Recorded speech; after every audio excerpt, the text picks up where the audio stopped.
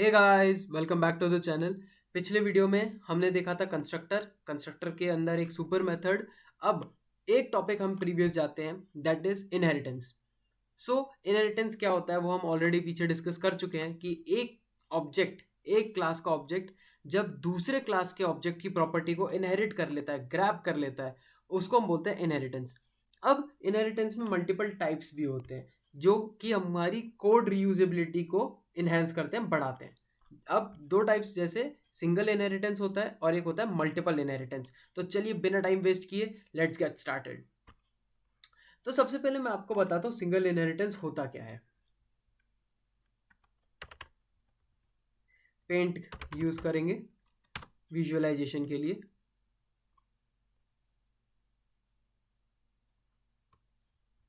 Okay, तो paint में हम देखते हैं कि जैसे सिंगल इनहेरिटेंस मतलब क्या हुआ कि जैसे सपोज मेरी एक चीज है, सपोज मेरा एक बैंक है, ठीक है। राइटिंग को इग्नोर करना क्योंकि माउस पैड खराब हो गया है। बैंक है। अब इस बैंक के अंदर दो चीजें आ सकती हैं। मतलब बैंक क्या करेगा, दो तरीके के चीजें ले लेगा। एक जैसे एक तो मेरा होता है स्टेट बैंक, जो पूरे स्टेट का कॉमन होता है। या फिर दो बैंक ले लेते हैं, जैसे एक्सिस बैंक ले लिया, एक सपोज एक एक्सिस बैंक ले लिया और एक आईसीआईसीआई बैंक ले लिया, राइट। आईसीआईसीआई, ठीक है। अब ये दोनों क्या है, एक ही कैटेगरी की हैं। तो दोनों बैंक हैं, आईसीआईसीआई भी बैंक है और एक एक्सिस बैंक भी बैंक है। तो ये क्या करेगा, ये जाएगा, ये किसकी कैटेगरी के अंदर आते हैं, ये हमारी आते तो बैंक की कैटेगरी के ही हैं। तो जो मेरी ये दो चीजें होती हैं, ये जो दो गोले नीचे बनाए हैं, ये होती है हमारी subclass. This is what we called a subclass, मतलब एक क्लास से निकली हुई। और ये जो हमारी चीज होती है, ये होती है हमारी बेस क्लास, मतलब इसी के ऊपर बना हुआ है। अब जैसे अगर हम कोई भी घर बनाते हैं, कोई भी फ्लोर बनाते हैं, तो सबसे पहले हमारा ग्राउंड फ्लोर मजबूत होना चाहिए। अगर वो नहीं होगा तब तक हम क्या कर सकते हैं, उसके ऊपर और फ्लोर नहीं बना सकते। तो इसी तरीके से ये एग्जांपल है कि जैसे एक बैंक है मेरी, उस बैंक के अंदर मल्टीपल बैंक्स आती हैं। आईसीआईसीआई है, एक्सिस बैंक है, बहुत सारी बैंक्स आती हैं। तो ये क्या हो गई, जो नीचे मैंने लिखी है, ये होती है हमारी सब क्लास। नेक्स्ट, ये कहाँ से निकली है, ये किस कैटेगरी में से आई है, ये आती है हमारी बैंक कैटेगरी में से। तो सिंगल इनहेरिटेंस की क्या बात करते हैं। सिंगल इनहेरिटेंस क्या होता है कि जो ऐसा इनहेरिटेंस जो एक या एक से ज्यादा सब क्लास से मिलकर बना हो। एक मतलब जैसे एक बेस क्लास में से मल्टीपल क्लासेस निकल के आ रही हों, तो उसको हम बोलते हैं सिंगल इनहेरिटेंस। अब कोडिंग की भाषा में कंप्यूटर इसे कैसे समझेगा, चलिए देखते हैं। सिंगल इनहेरिटेंस डॉट पाई। अब आप सोचेंगे मैं आधे आधे नाम क्यों ले रहा हूँ, क्योंकि पाइथन में क्या होता है, पाइचार्म में कुछ ऑलरेडी क्लासेस बनी हुई होती हैं। तो ऑलरेडी नाम से बना हुआ है, तो मैं उसमें और चीज लिखूंगा, ओवरराइड हो जाएगा। इसीलिए आधे नाम लिखने पड़ते हैं। सिंगल इनहेरिटेंस का जैसे हम एग्जांपल लेते हैं, सपोज मैंने क्लास बनाई बैंक नाम से, जो हमने पीछे एग्जांपल लिया था उसी को कंसिडर करते हैं। उस बैंक के अंदर मैं क्या करूंगा, एक ऑब्जेक्ट बनाऊंगा। मतलब यहाँ पर क्या कर रहा हूँ, मैं क्लासेस को डिराइव कर रहा हूँ। तो यहाँ पर मैंने एक क्लास बना ली। अब इसके अंदर मैं एक क्लास वेरिएबल बनाऊंगा कैश नाम से। उसके अंदर सपोज मैं कैश में कुछ भी वैल्यू डाल देता हूँ, 10 लाख मैंने डाल दिए। अब क्या होगा, मैं यहाँ पर एक क्लास मेथड जनरेट करूंगा। जब भी मुझे कोई मेथड बनानी होती है, तो वो मेथड के लिए मैं क्या करता हूँ, @ सिंबल का यूज करता हूँ। एक मैंने क्लास मेथड ली जिसके अंदर मैं एक फंक्शन बनाना चाहता हूँ। फंक्शन होगा अवेलेबल कैश, कि मेरे पास पैसा कितना अवेलेबल है। उसमें मैं डालूंगा CLS। अब ये CLS ऑटोमेटिकली आ गया। अब आप बोलेंगे ये CLS क्या होता है। सो बेसिकली इस क्लास के मेथड को एक्सेस करने के लिए मैं CLS वेरिएबल का यूज करूंगा। दोबारा मैंने क्या करा, सबसे पहले एक बैंक नाम से क्लास बनाई, राइट। उसके अंदर मैंने डिक्लेयर कर दिया क्लास। इन उस क्लास का इनिशियलाइजेशन कि क्या होगा, सपोज 10 लाख रुपए होंगे। अब वो कहां पर होगा, वो चेक करने के लिए मैंने अवेलेबल कैश नाम से एक फंक्शन बनाया, जो क्या करेगा, CLS नाम से वेरिएबल को एक्सेस करेगा। जब भी हम इस क्लास को यूज़ करेंगे। जैसे जब हमने इधर क्या करा था, ये जो बेस क्लास बनाई थी, ये आईसीआईसीआई बैंक और एक्सिस बैंक को कब यूज़ कर पाएगा, जब मैं CLS लगाऊंगा। अभी आप इतना समझो। अब इसके बाद क्या होगा, मैं करूंगा print CLS dot cash, right, CLS dot cash.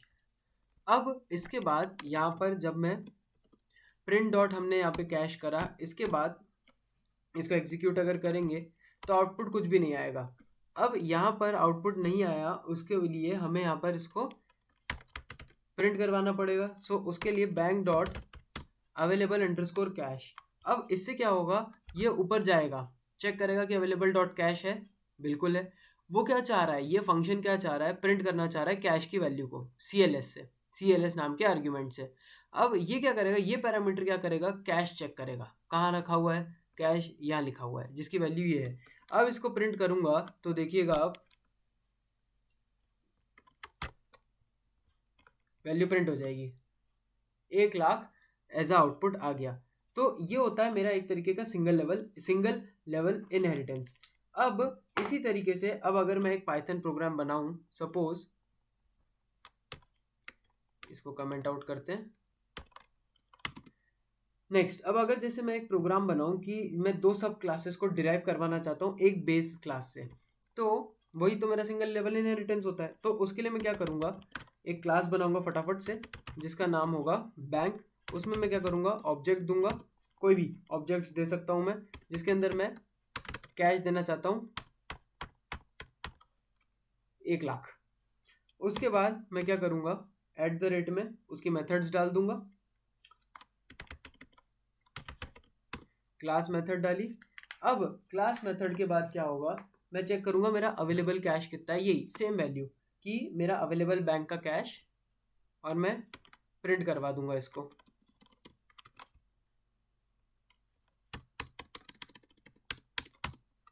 Right, ये मैंने ऊपर करा था। अब इसके बाद क्या होगा, मुझे दो इसके अंदर अदर बैंक्स को इवॉल्व करना है, क्योंकि सिंगल लेवल है तो 1 से मल्टीपल आना चाहिए। तो 1 से मल्टीपल दिखाने के लिए मैं एक तो ये मैंने बेस क्लास तो बना दी मेरी बैंक, अब इसके अंदर 2 अलग अलग बैंक मुझे दिखाना है। तो उसके लिए मैं क्या करूँगा, एक क्लास बनाऊंगा, क्योंकि एक क्लास के अंदर दूसरी दिखानी है। क्लास में मैं बनाता हूँ सपोज एक्सिस बैंक, उसके बाद मैं डालता हूँ बैंक। ये कहाँ से वैल्यू डालेगा, बैंक के अंदर, और वैल्यू क्या होगी, पास।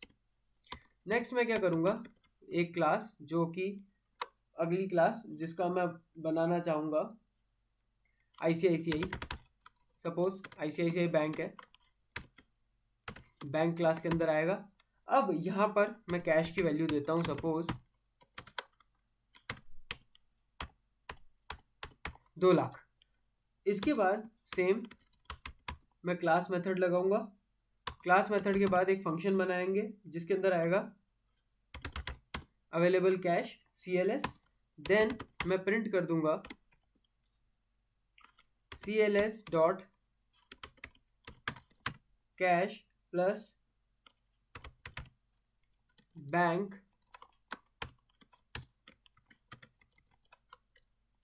Dot cash. मतलब कि जो मैं आपने ऊपर एक क्लास बनाई थी, उसके बाद ये क्या करेगा, जो मैंने 2 लाख कैश दिया, ये क्या करेगा, इसके बाद एक क्लास मेथड, एक मेथड बनाई जाएगी जिसके अंदर क्या होगा, अवेलेबल कैश। उसके अंदर क्या होगा, जो मैंने CLS डॉट कैश ये वाली चीज़, और बैंक डॉट कैश मतलब ये जो मेरी ऊपर वाली क्लास थी, इन दोनों की वैल्यू का सम कर देगा। इसके बाद सिंपली कॉल कर लेंगे, ए वेरिएबल बनाया जिसमें डाला a is equal to Axis bank आएगी मेरी, a डॉट